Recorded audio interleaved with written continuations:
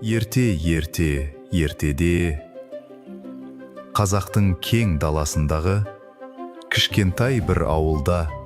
Сол ауылда Әли деген бір балақай өмір сүріпті. Ол өте қызыққыш, әрқашан жаңа нәрсені білгісі келіп жүретін екен.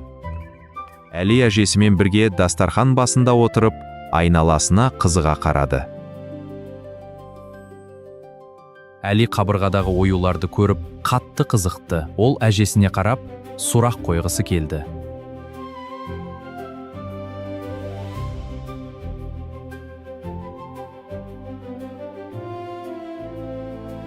Әже, мынау қандай ою?